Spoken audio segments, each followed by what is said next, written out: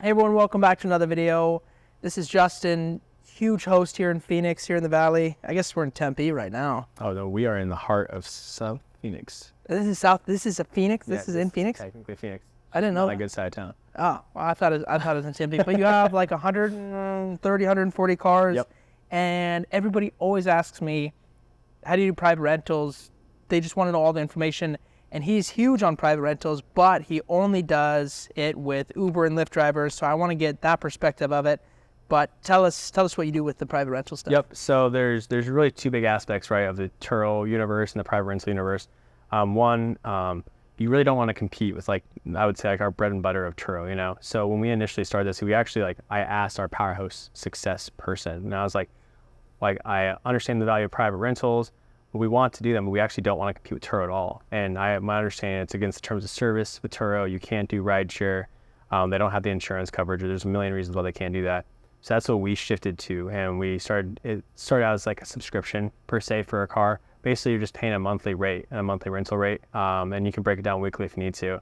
They can go out and they can do Uber, they can do Lyft, they can do Instacart, they can do pretty much any type of rideshare, and it gives us a strong baseline for our EVs for revenue. So you're thinking if we have 50, 40 cars on an active like Uber type private rental trips, it's creating like $60,000+ of revenue in that month. That's baseline. It's not guaranteed, but these guys rent it for like months. I mean, it's a long period of time. I could show you a couple of that. We had a Bolt we got last November, and the lady still hasn't. She doesn't even do rideshare. It's just actually like she's just subscribing to the car kind of thing. Yeah. Crazy. You also, on the private rentals, you have to work with people. It's not as simple as like the Turo. Like if someone can't pay that day, like if you've had really long-term rentals, there's life aspects to it, right? Yeah. So this lady's probably had the car since it's going to be a year coming up soon. Wow. And which is insane. And like probably like August, she lost her job. She was doing she's overseas. She like had to get a new contract type job. So we had to be flexible with her for a little while. Like I was like, hey, you're good. Just pay as much as you can right now. Like our margins on that car I'm comfortable with where they're at, you know. It's like so now she's overpaying because she got a new job. But it's like, that's the thing that you don't see on the Turo side. Because on the Turo, if someone comes to you and says, hey, I can't pay today, Turo takes care of it. Turo takes care of it, and you also just get your car back. There's no like back and forth. There's a strong line. And the cool part about the long-term rentals is you're kind of building these relationships with these people constantly. Like there's like 50+ different, I mean, we've done over 100 people now, like give or take in the active ride drivers in that 40 or 50 range right now. You know all of them, first and last name. They all come in on Wednesdays, which is actually happening right now. I don't know if any of them are here, but we do Wednesday extensions. So all the guys will come back in here.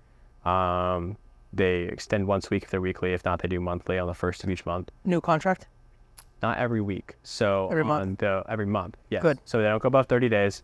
That's how the subscriptions are written. It's technically 4 weeks. So on the 28th day is their renewal date. Because for everybody that's watching, if you go over a month, it's technically lease, and you have to write it out as lease, or else, I mean, what happens if it's not? I don't even know. Well, so we had a claim on one of our Model 3s that was an Uber driver, and this is the comment, is that it was months long, right? And it was on the 16th. Contract? No. It was separate contracts. Okay. So on the 16th day of like maybe his 4th or 5th month, he got in an accident. But the initial contract he sent in was his first extension, like the first one. So at first they were like arguing back and forth. It's like a $35,000 event, right? Yeah. An expensive car is going to get totaled out. And they're like, hey, you don't have coverage. It was more than a month. And then we sent the actual contract for that month when he was assigned to it versus the first one he got. And we got that. It's being taken care of right now. We're going to get the payout. So insurance just wouldn't cover it? Well, first it was declined because it wasn't a rental. Yeah. And then now they're stepping in and taking care of it. And they're double confirming it's a complete total out. That's something like we learned that from you, actually. Did we talk about that? Mm-hmm. We had like something small come up, like really, really early on. Fortunately, it was really early on, like maybe like a Bolt windshield, and the person had it for 2 months. Wow. One Just like one contract, yeah, because we just didn't really know at that point in time, you know.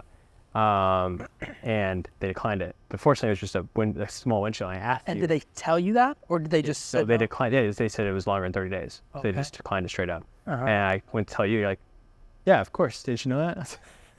Not yet. Yeah. So we got that. We switched it up. So the way we do it is if we have a long-term rental that's out of like this region. Like we have some Uber drivers that are in Tucson, which is weird. Yeah. You know, they can't really come back in here. We'll just renew their contracts, have them send in photos. We'll redocument the car and do like a self check-in, basically. Wow. And that's so that this person doesn't drive 2 hours to just come to a renewal. Yeah. And then the other people do, we have Wednesday extension, which are Wednesday is our big Uber day. And then we file all the money to them. Most of the Uber drivers don't pay same day. Like we try to charge, you can try to charge their car, but mostly we just send them payment links. And as long as they take care of it before like Sunday, we're fine because we have a deposit on them. We can cover those days if we ever had to go get the car back. Yeah. There's like a little buffer in there, but some people are going and still making money on that to go pay it, or how to say half of them pay the day of. So you have to be kind of like conscious of that. You can't be like, we're not paid by today, we're gonna have to go get the cops involved, kind of like we're not gonna go repo the cars. And especially the longer they've had it, the more flexibility we kind of give them. Because if someone's had it for 8 months, there's no reason to break, you know, if it's $2,000 a month for them all free, you might have 6 more months to them, you know, and it's high utilization, high usage, right? But that's $12,000 that you might only make $9,000, you know, if you weren't doing that. So we shouldn't be somewhat flexible, and we're quick to take cars back. Okay. That's the key on that. If you say, okay, you know, you give them a little bit of buffer and they don't pay. Well, more on the side of, we had one guy who was this was the really good example. First month, 12,000 miles. Holy shit. So the answer is we did the math. It's not possible for one person to do that. Oh. So I think they had a group of people who were all using the car to drive. And then he had some scratches on his rims that we asked him to come in the next week. And there was some like small micro, like cosmetic damage. And he like couldn't really reconcile when it happened. And he was like confused by like it felt like he wasn't really the one driving the car. So that situation, we were like, hey, our price for you this week is $800. You changed it. Yeah. I mean, we're not stuck to anything. There's no systematic pricing system, you know? Yeah. We have our public pricing online for if you want to book that car, but this renewal right here is $800. And that upset him. I mean, but like they were doing something screwy. We did the math on how you have to be driving 24 hours a day. That's crazy. That's a lot of miles. Let's max you at 12 hours a day. That's it? You can only drive 12 hours on Lyft. You can only drive 12 hours on Uber. You have to switch platforms. Oh, so interesting. But there's also no way somebody's driving that many miles. No, like, that's dude. People drive. The national average is like 12,000 miles a year. Mm-hmm. No, yeah, the guy and like the wear in the car would have not been worth it for us. No. So like if our situation is relatively unique, right? Not everybody is doing the gig driving, and I think Hertz has obviously stepped into it. But Hertz right now used to be cheaper than us, and now it's I think they're starting to be more expensive than us. So you're gonna raise rates? So we're gonna raise rates, but the reason why they're more expensive is because they lowered their price too much in this last couple months, I've noticed. And we had people being like, I'll go to Hertz, and we told them like, that's okay. Like I'm not going any lower because I kind of know like the margins. Yeah. And then they realized in this last earnings report, I think that like, hey, it's not the maintenance cost, it's like the tires, the windshields, the stuff that's under deductible. Like that stuff adds up a lot quicker when it's Uber drivers. Yeah. So we have to be like super cautious of that. Our insurance treat us really well. We have ULA and we have an umbrella coverage through Cincinnati. How much is the umbrella? Million? 15 million. 15 million? Yeah. Well, because we have one, the building. Yep. There's commercial liability for that. That's kind of all connected. Then two, it's like you're thinking, if you're doing private rentals, you got to have worst case scenario solidified, you know? So what does that look like? Somebody dies. Like, it's either me or I pay whatever, $2,000 every 6 months or $4,000 every 6 months, whatever it is. But something like that, maybe $1,200 a month. It's not cheap, but it's not that. I remember getting it and being like, this should be a lot more expensive. Yeah. And then realizing like, I would for sure pay this amount, but the idea is it never happens. Like, it does penetrate. Yeah. I mean, but if something did happen, I mean, who's going to be able to afford that? If any major incident happens? I can't afford that. Yeah. No, that's crazy. We had one person die. I've told you about that, right? Through Turo, though. Through Turo. Super sad situation. Lady pulls over on the side of the interstate late at night. Car wasn't dead or anything. There's still like that ambiguity of what happened. He is here? Like here. In the valley? Yeah, it was coming back from San Diego late at night. Okay. And car's at like 65% charge as far as we can tell. This Tesla? Yeah. No low tire alerts. Nothing happened. Looks like someone was just pulled over to take a nap. Like they were getting tired at 3 a.m. On the side of the highway? Yeah, that's the first mistake, right? No, we don't know anything else that happened. Like, you could argue that's not even a mistake at some level. It's just like not very smart. Yeah. Semi-header, hit and run. Wow. No, find out who did it. It just, the semi, oh my gosh. There's nothing left for them. There was like untransportable remains. So when like they put it on the back of like a dump truck, basically, it didn't go on a tow because there's too many pieces. Like the structure of it was like completely melted down because when they catch on fire, it's like it doesn't stop. So long story short, there was the first issue we had though with them was recovering where the car is and proving that was the car. Like that was actually a legitimate issue. How'd they solve that? What? How'd they solve that? Took it at face value. I don't think they could ever prove it was the actual car because I'm telling you, You couldn't find like the VIN or anything? the car was completely destroyed. So something maybe hit it and then it lit on fire from the impact? Yeah, just car was completely crashed. Yeah, so ridiculous. worst case scenario, right? Yeah. Turo took care of all that. It never got to me, no lawyers after that. I think one time someone called me or sent us an email and I was on a chain that I probably shouldn't have been on. And it was like talking about the loss of life policy and stuff. But I was like, I don't know how that panned out.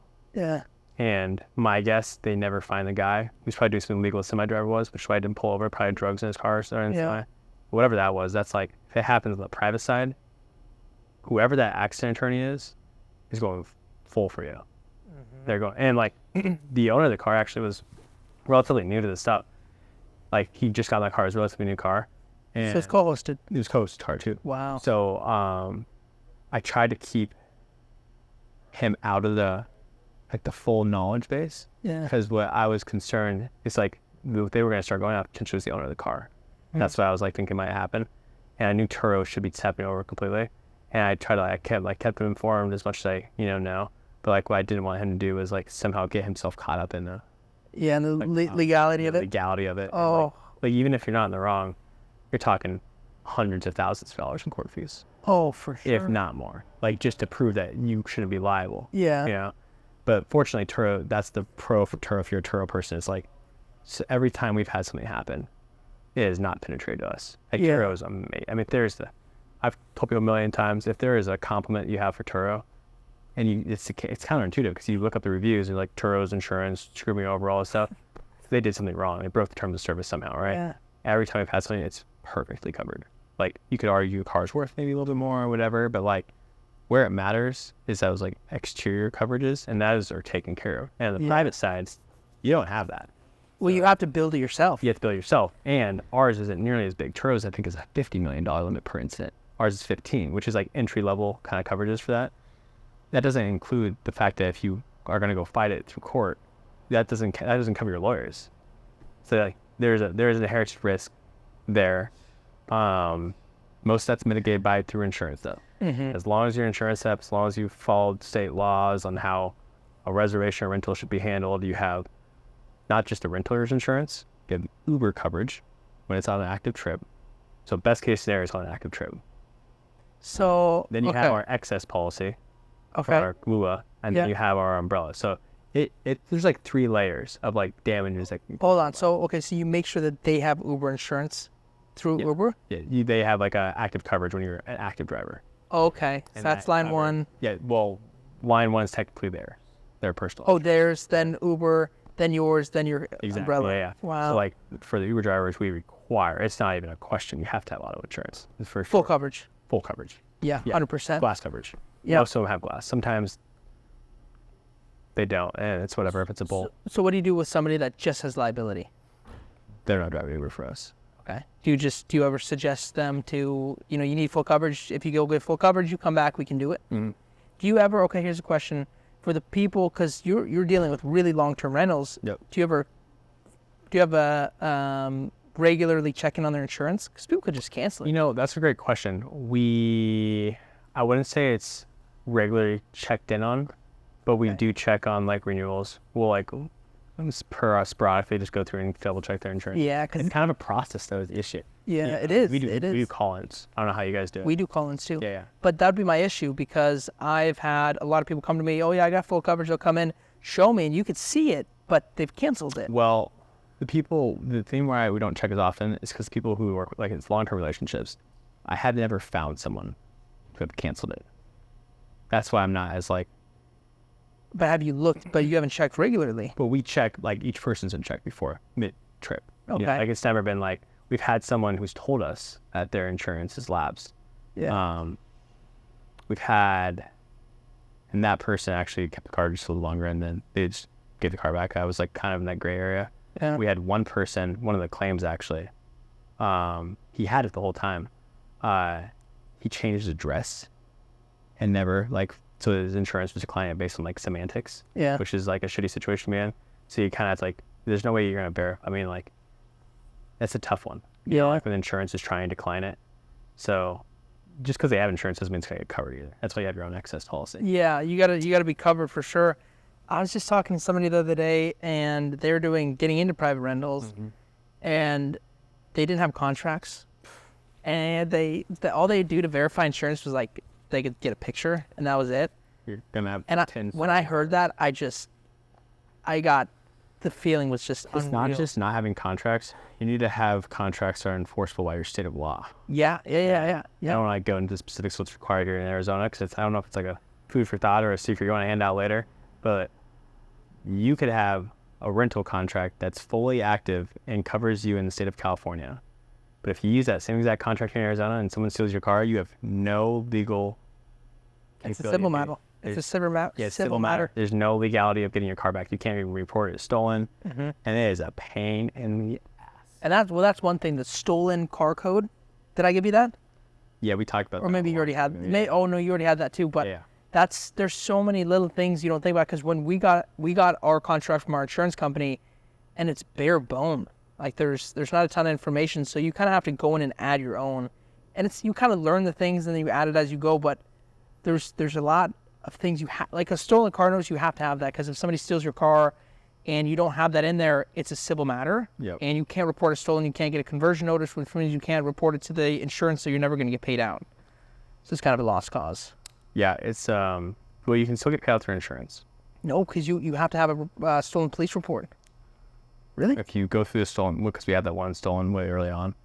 And you didn't have the error code. But you have to file. There's the affidavit that you file through the police. Your insurance can file it Huh? I didn't know that. because that's a national thing. Okay. They're not restricted to Arizona state law.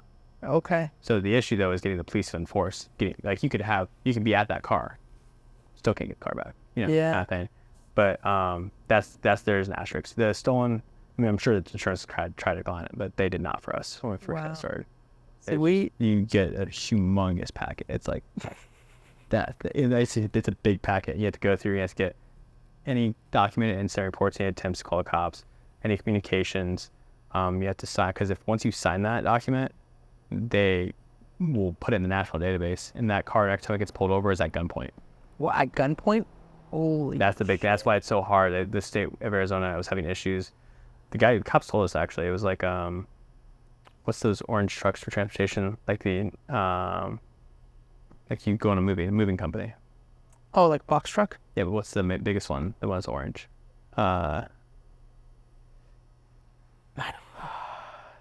You're gonna go move cross country. What's the company you're gonna like? U-Haul? U-Haul. Oh yeah. Yeah. So like U-Haul trucks. Apparently they were telling us they were having issues that the U-Haul franchises were reporting cars stolen. This is like before they put this ARS code in there, and the issue is it would eventually come back to a different U-Haul, and then people would be driving across country.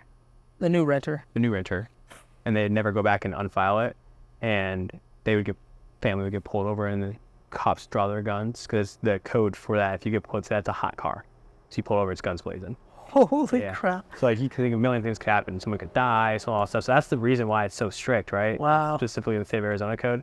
So they explained it to us, like that makes sense, That's crazy. but we still need to like get this car reported. Yeah, I can't imagine that you're moving your family across the country or something, and you just get pulled over, gun pointed. Yep. So yeah, sorry, I moved that. Yeah, so that's the reason why, and like you can get that filed in other ways.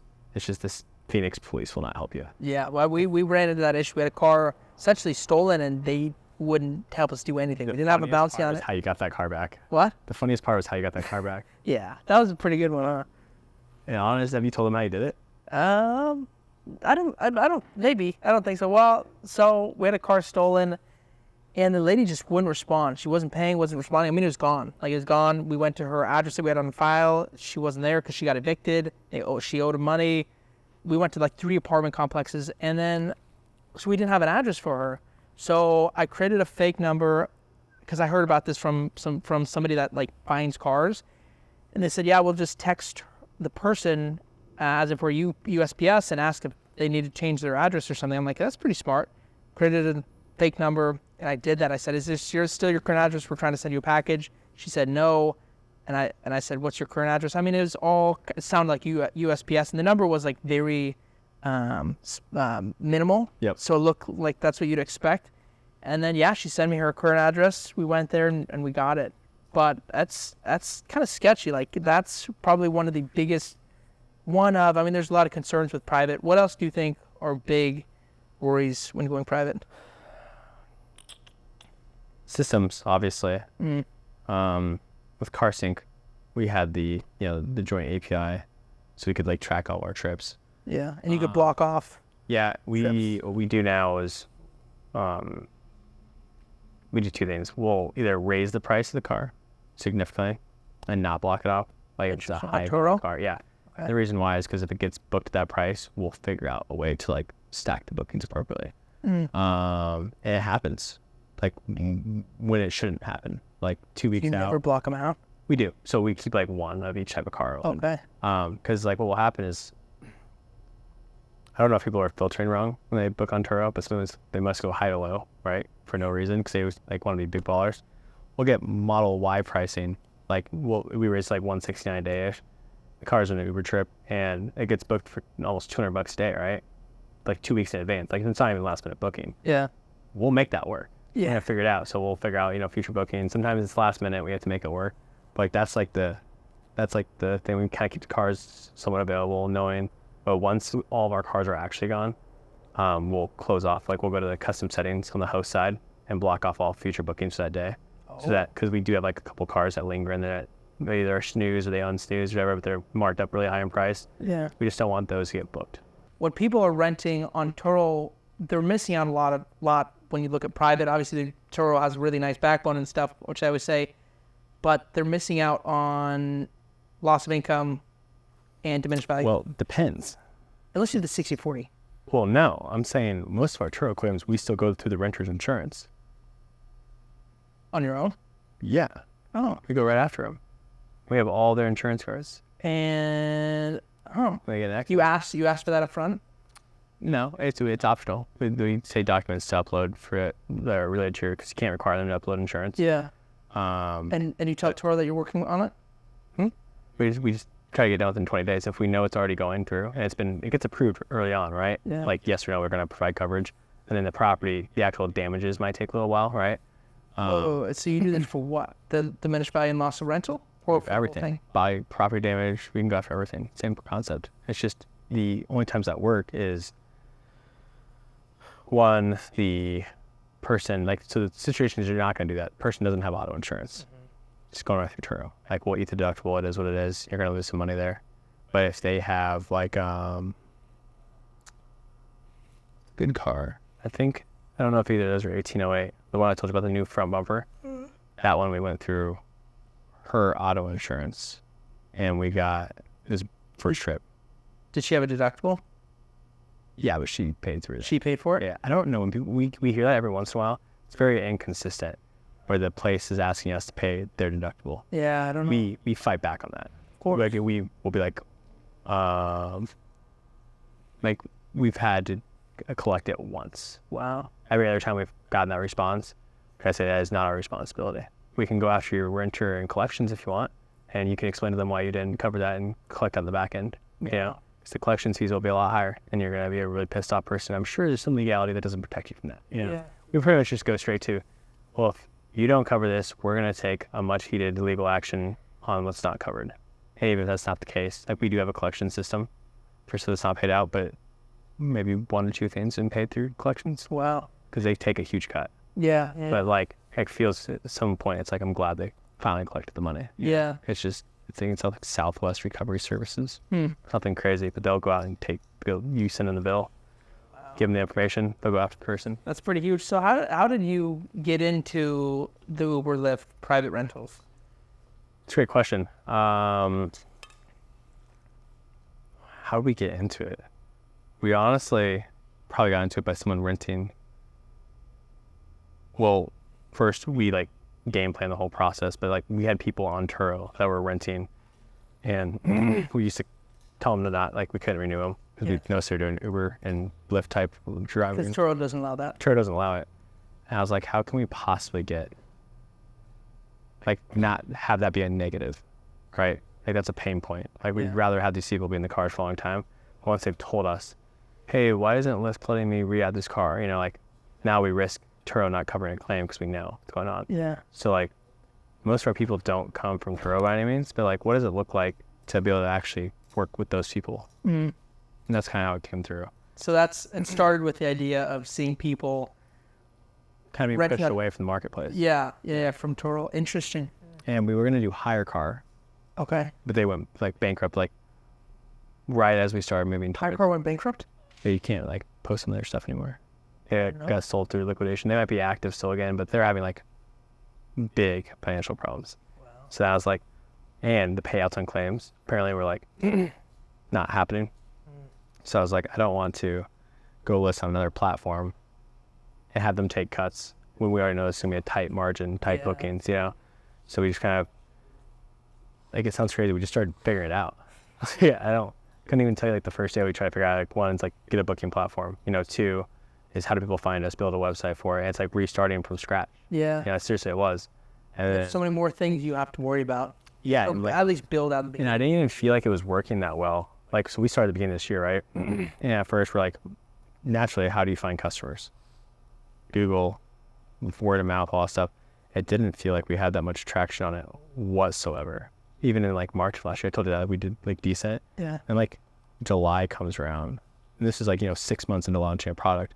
We did like 70,000 in revenue. Which is crazy because July's the worst month ever. Yeah, and part of that was because we had more cars available to be able to do that stuff. So you did 70 just on rideshare? Just on rideshare. Holy shit. I know. And that was, I think it's like right under 70. It's like 60, actually, like 67. That's crazy. So crazy. What have you done this year privately? Revenue across? I could tell you. I'll pull it up. I'll pull it up. Yeah, I raised so I can see it in the video, and then I know to cut this part out. Dude, that sounds so weird when they're backing up. It's like a spaceship. So we'll do... So I'll list you off the quarters today. So January. You started in January? Yeah. January we did $3,000. 3? Yeah. It's like nothing, right? February did 18, March did 32.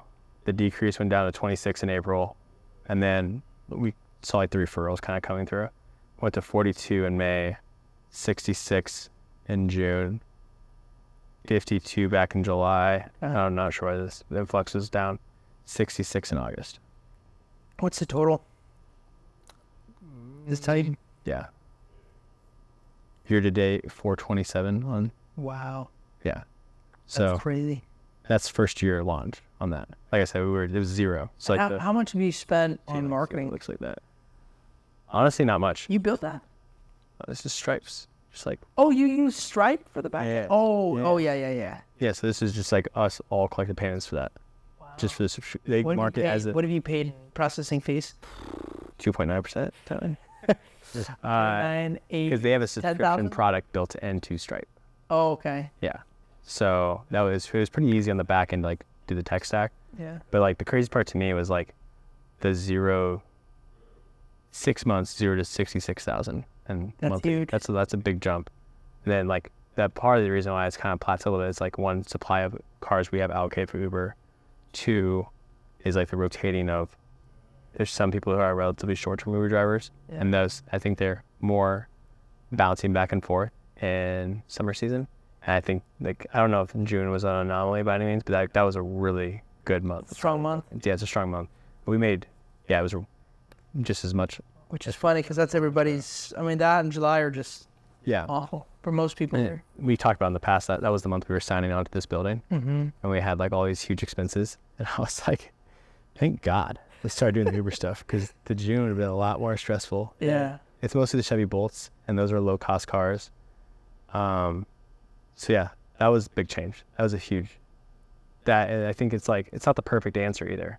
Like I don't think rideshare is necessarily the perfect answer, but it provides like very predictable over a long period of time, like what your revenue is. It might honestly be it's slightly better profit, maybe significantly higher revenue, right? But your costs like tires. It's a base. It's a really strong base because most people when they're on Turo, it's so Up and down. It's so up and down, and you can hope. I mean, the Super Bowl was a great example. Like everybody thought the Super Bowl was gonna be crazy, and that month was, but it wasn't as crazy as everybody thought. It was actually slower. February this year was slower for us than the previous February. Really? Well, it's because all the OEMs brought in all their cars.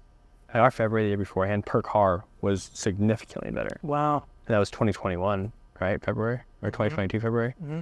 So it's crazy. That's a change for sure. I thought Super Bowl was so overblown here. I know. Well, everyone thought it was gonna be this big deal, but hit or miss, depends on when your cars have. If you had your cars at a good price early on, you had some really good premium bookings. But if you priced like in the hundreds of dollars per day, just trying to find something, your car sat there. Yeah. So, we kind of see that coming. Like I couldn't imagine, like you saw those photos of those airport parking lots, just filled with cars. They're just all rental cars. I was like, if they brought in that many more cars, and someone is flying to town. First of all, Super Bowl is a week-long event, but asterisks, it's just Sunday. Yeah. There's so many. A lot of our renters, the best bookings we got though from that there wasn't very many, were like last minute, flying in private, coming in Saturday night. Have you ever delivered car to a private jet? Yeah, we did the ones up in the North Scottsdale FBO, and then that one you don't drive it out to the tarmac. You like drive it to like the gate, and they take it out, and you can sit there and watch them, and you meet them as they come in.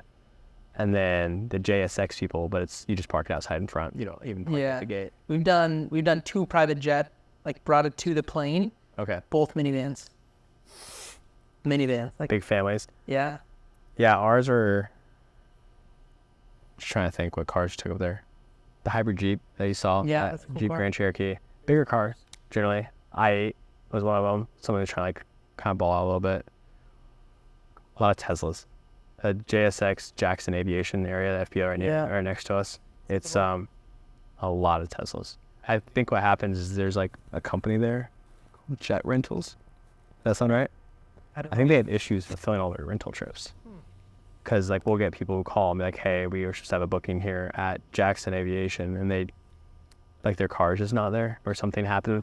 Stuff happens in the Right, rental that's world. something up with the FBO, like a partnership. We've talked, like thinking about reaching out to them at some point, but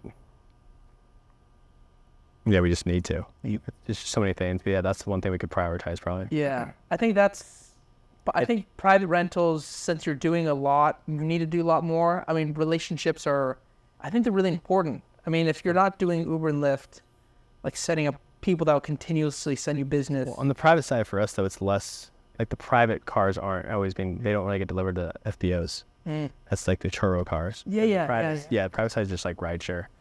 But if you had them, I don't know, I think it's just like a filing. I think, like I said, with Turo, if they allowed you to have an iframe, allowed you to book and kind of be on platform, still use their insurance, they just make less when you bring in the traffic organically. Mm-hmm.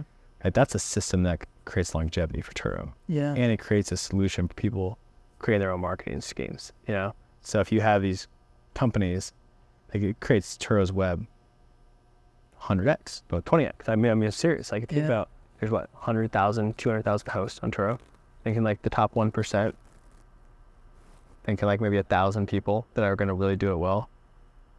Those people, if they all had all their marketing honed in on putting towards Turo traffic, Be crazy. and they think they're big right now, and they think the IPO is important for them right now to make sure private rentals don't exist. If they honed in on what they think is a weakness for them, they get access to all those customers. Yeah. It doesn't matter if they booked in LA with LA Autospot. It matters when they go to Boise the next 2 weekends from then, and they don't have the same company to find, and they just go straight to Turo. Like, you're just capturing a huge marketplace, right? Yeah. And then you can organize on Turo the commercial providers on their front end.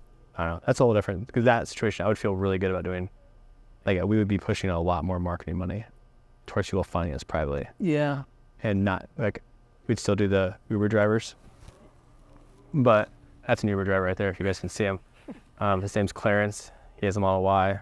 He's had it for a long time, probably like 6-7 months. 7 months. Yeah, Model Y, $525 a week. Wow. So good margins. Has his own insurance. Went through a move with his family.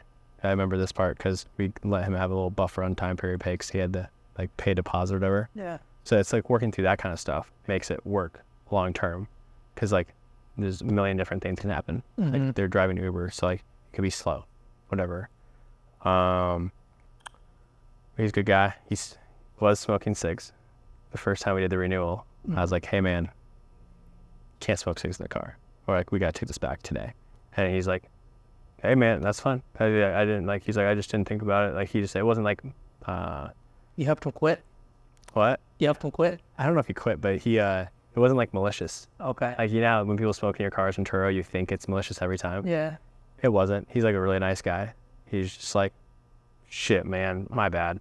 And he's like, I seriously just like treat it like his own car. And he just like had to reframe how that thought process. Because if you tell someone treat it like your own car, how many cars have you got into? And you're like, "Damn, girl, what's all this stuff back here?" You know, it's like, why is this car just bricked with trash? You know? So I think that's the side of the private rentals you learn. It's like nobody treats their car. You don't want them to treat it like their own car. Yeah. You want to treat it like you're driving your boss's car. Yeah. Yeah. Like that's, I always hear everyone say, "Treat it like it's your own car. It's rental." It's like, That's not for the business owner perspective. yeah, That's not. it's not what I actually want to hear, because people just do not treat cars well. No, absolutely not. So what are your plans with private moving forward? Private rentals. Well, like I said, Turo came in here. They sent like a team of 6 people. Half of them were from San Francisco. Half of them, I guess, were from out of Phoenix, actually. I think the goal is to work through a situation with them that allows the private bookings to be concurrent. Because I'm confident there's 2 aspects. One, we're bringing them a lot of traffic. 2, they don't want to lose people. If we ever go private bookings fully, we just leave Turo, to be blunt. Like, I think there's a situation where we're set up where we can do private bookings. We just delete Turo as the short-term booking option. We add EV access as our short-term booking option. And that's something that they don't want. They don't want to keep on growing these companies. So in a perfect world, I'd love to see the ability to use Turo's technology on the private side and have it, and they can track. Like I said, it's Turo, maybe a code. They booked on Turo in the last 14 days. If they book anywhere else, that counts Turo regular revenue. Like they pull the regular amount, you know, so you delete the idea of someone canceling and rebooking or whatever the situations may be. However, people actually end up doing it. But I think that changes the whole model. So these people who want to build, like you're having an episode for how to do private bookings. You don't need to have these episodes anymore if Turo sets it up correctly. Yeah. Like that's a company in itself. Like HQ, the company everyone uses, that is its own company, right? Yeah. That HQ disappears if Turo sets that up. Yeah. They take over a $1 billion marketplace overnight. Like no one else will. Like Rentalsaz or whatever everyone uses. All these companies that reach out to us all the time, like those no longer are important. It's gone. Yeah, that'd be a huge play. I mean, to build that out though would be not that difficult. You don't think so? They already have our booking page for us. It's on our profile. You just gotta change the filters, and you gotta build into an iframe, and you give it to me, and I put it on my site. Wow. And you are just basically you're having a filtered view of Turo with only my cars. Right? Oh, I see. Yeah, that's how I explained to them. Like, you don't need to rewrite the code. Just give me a filtered view on my iframe that only allows them to see my cars. So it looks like Turo is or you're just seeing your cars. Yeah, like their booking process would be the same. They still need to create an account. They still need to do all that stuff. They still need to get verified. They may get an email from Turo. Yeah. At first in the MVP, it might have it set up as getting an email from us, you know, but like they still set up their Turo account on the back end. It's a pretty good idea. Because the idea, like the consumer data is arguably one of the most valuable aspects. You take all those bookings that will start going other places and you take those in and you're in a good spot. Yeah, that is, I mean, the customer information is the most valuable, and that's why. And I don't utilize that. I don't even know how you can sell customer data at this point on our size, you know, like what's the even Nor do I want to. I don't think. I mean, unless it's Facebook money, you know. Yeah. So yeah, I think that's kind of the shift. Trying to figure out how do we balance it with Turo? How do we balance it with private bookings, with Uber and stuff? And then, is there a middle ground? Like, do we feel comfortable actually doing maybe private bookings Yeah. outside of Turo with Turo? I guess, you know, like, That'd be interesting. I just don't want to put myself in a situation where you risk $100,000 a month over trying to make an extra 15,000. Yeah. You know, whatever it may be. That puts you in the gray area. Yeah. Yeah. Absolutely. So, is your plan with private bookings to just keep scaling the Uber side of things? That's what it is right now. The way we acquire cars, there's managed cars and there's non-managed cars. The people who are in there for the tax play, the people who just want the tax benefit and they aren't worried about the usage of the car as much. I mean, you get higher cash flow too on the Uber cars, but there's obviously a higher cost basis. I think those are the people who's more likely to start moving their cars. Are you doing co-hosting Uber cars? Never. I mean, most people just aren't comfortable with the miles. They get nervous about that. Yeah. About like people look at it on such like an introspective month-to-month process, and they have a car. If they're involved, like the tax people, like I said, you don't hear from them. They've already collected their benefit after they filed taxes. People who are worried about cash flow, like they're sort of like, this is my car's current value today, kind of thing. And it's like, can't look at it like that. You have to know, like, hey, in 3 years, this car will be worth this much. This is how much I should have made. Like, your depreciation schedule is going to change slightly all the time. It might go faster at first. The cars might lower in price because Tesla changed their prices, you know. But you can't like get caught up in that, or you're gonna be stressed out. Yeah. Yeah. So, what's the most amount of miles a single car's been put on in a month? How many miles? 12,000. I think we already talked about this on camera. Yeah. Okay, that was the most. That's 12,000. Yeah. Like I said, we took far back just on. He was doing something slimy. Yeah. So what's your average then a month? 5 for Uber cars? Yeah. 5,000. Turo's in that 2 to 3 range. Hey, you have Turo that are 2 to 3, and you have Turo set up 250 miles a day. EVs are unlimited miles. Is that what it is? It's all unlimited. Yeah, I mean it varies. I would say Teslas too. You one car puts 24,000 miles on a year. That's like 2,000 miles accurate? a month. I mean, if it's 3, it's a high month on Turo, right? But like 2,200, 2,100, give or take, somewhere in there. Did you ever have unlimited miles for all your cars on Turo? EVs, because there's 2 aspects to the EVs. People don't usually drive that far. They're not trying to go to like Montana. Like you're not going to get those long distance drivers. That's a good point. Most of the people will drive it in towns. Like we've had EVs get like 800 miles a month, 600 miles a month, like full-time usage, because people will rent them, take them to their hotels, park them, because they're nervous to drive long distances.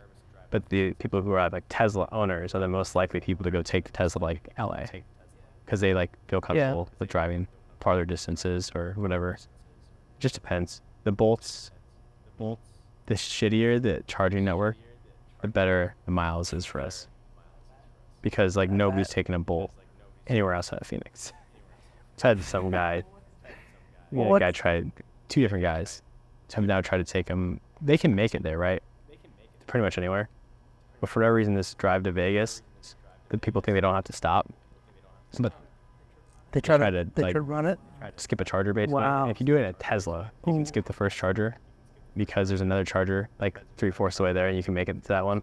But you have to stop at the Bolt charger, the Electrify America one that's in between here in Vegas. And for some reason, people like skipping that one. And they look, they're like halfway there, about half charge. You know, you get like 10 miles outside of Vegas. They're calling us, asking for a tow truck. You've had to have them towed? We've called 100 tows this year. Maybe. 100 tows? 60. From mostly. Wow. All from dead battery?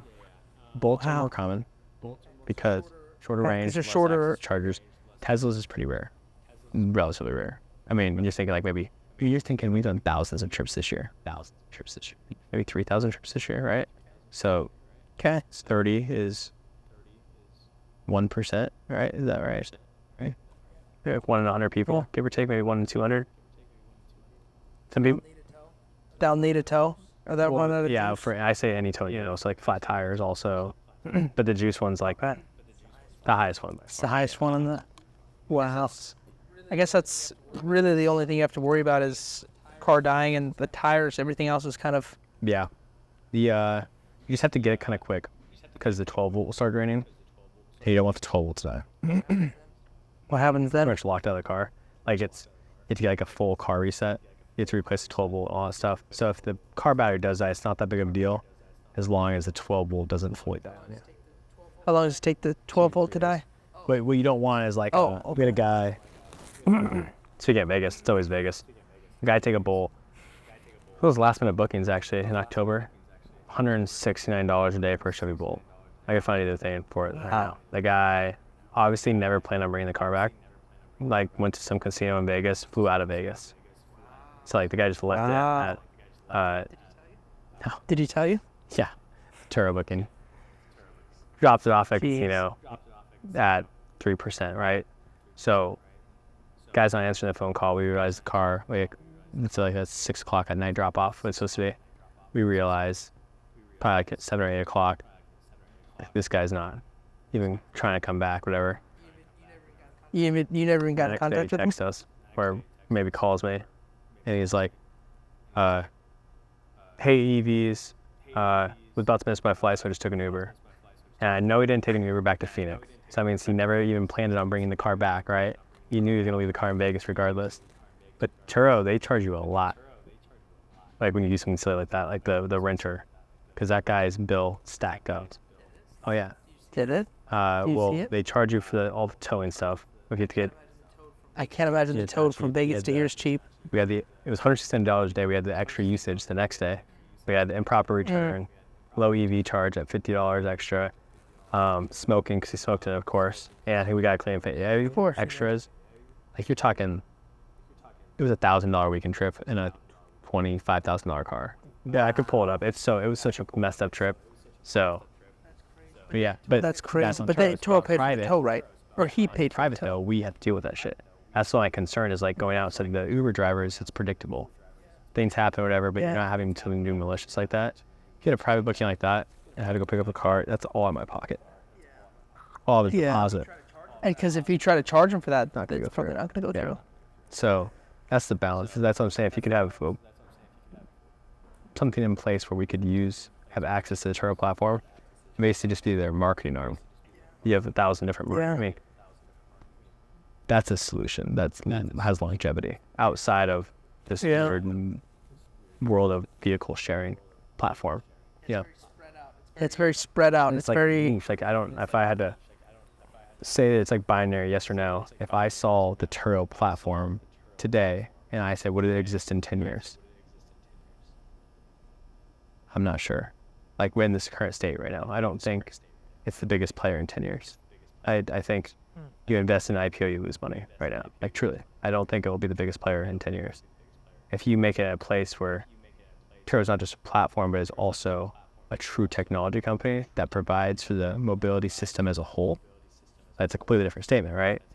And these companies operate through them. I would say Turo is the biggest rental car company in the world by a mile. Think about all these like exotic places. Like have you ever rented an exotic? It's still the same. Book a place for Arizona, whatever, exotic rentals. They're still asking you for your ID. They're doing your manual background check. Like it's still this like really shitty process, right? And they have like really aged back-end software. And it's really not that vetted. You know, like they have their own Yeah. issues, right?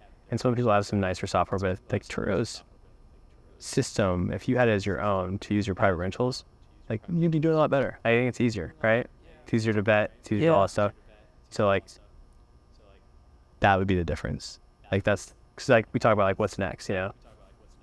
Like maybe EV Access becomes a rideshare only EV rental car company outside. Like we just like at some point that becomes all of our demand. There's no reason to do Turo. You know, we collect our cars still through co-hosting potentially. And we have people who basically buy cars for the same reason people buy private jets and they rent them back out to JetSet, you know? And I think that's a higher likelihood if there's no integrations. Like if Turo ends in isolation, I think it's not just us. I think it's like, so I don't know. That's the stage-old question. I mean, what do you think is next? I don't know. I think if Turo wants to be around long term, they just need to be very innovative very quickly. And they have some really innovative things. I mean, I think their vetting process is good. I mean, it's okay from time to time, but they have a lot of good systems, but they need to keep going. They can't set and forget it. They got to and they're coming out, they're just not quick enough. I mean, I think if they really worked on building it out Building a more security to where API it's, where people can start building custom things off their platform is big too. yeah, sure. Yeah, but making it more friendly to people your size and bigger, and that's where Well, you have to It's argue, not. how big do you think people are going to be when they do private? I mean, our initial thought about private rentals was happening at like 50 cars, right? I think I was late into that ideology, maybe. Yeah. of going private. No, 50 cars, about that size. You need full-time people is the issue if you're going to do private rentals. Why do you think that? Insurance claims. I don't know. I feel like if you're going to do it right and you're going to maximize your car's usage, I think you need to have full-time. I mean, you're full-time with your business. Your brother's full-time. Yeah. You guys have any other employees?